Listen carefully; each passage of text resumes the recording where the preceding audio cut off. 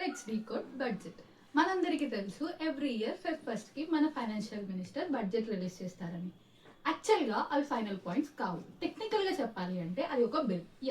India is govern by it's constitution. అంటే ఇండియాలో ఏం రూల్స్ అండ్ రెగ్యులేషన్స్ ఇంప్లిమెంట్ చేయాలి అన్న కాన్స్టిట్యూషన్ త్రూ దానికి పవర్ ఉండాలి.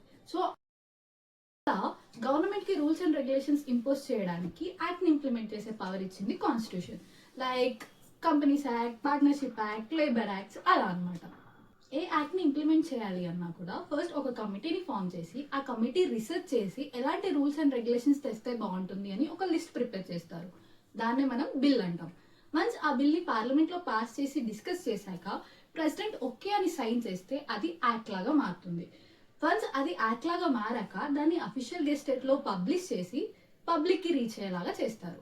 అండ్ ఫర్దర్ గా ఫ్యూచర్ లో ఇంకేమన్నా చేంజెస్ చేయాలి అంటే మళ్ళీ ఈ ప్రాసెస్ మొత్తాన్ని రిపీట్ చేయడం కష్టం కాబట్టి అమెండ్మెంట్స్ త్రూ దాన్ని చేంజ్ చేస్తారు.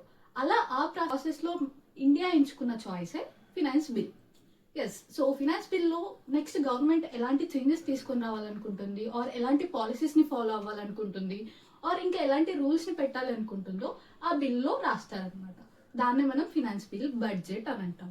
వన్స్ ఆ బిల్ ని ఓకే చేసి ప్రెసిడెంట్ ఓకే అనిపించి సైన్ చేశాక అది యాక్ట్ లాగా మారుతుంది. అదే ఫినాన్స్ యాక్ట్ అవుతుంది. సో ఇలా ఎలాంటి చేంజెస్ ఏవైతే రావాలో అవన్నీ మొత్తం ప్రెసిడెంట్ ఓకే చేశాక అవి ఇంప్లిమెంటేషన్ లోకి వస్తాయి, అవే ఎగ్జిక్యూట్ అవుతాయి. సో ఇది అన్నమాట స్టోరీ. ఇలాంటి డీటెయిల్డ్ పాయింట్స్ తెలుసుకోవాలి అంటే ప్లీజ్ ఫాలో వాక్య క్లాసెస్.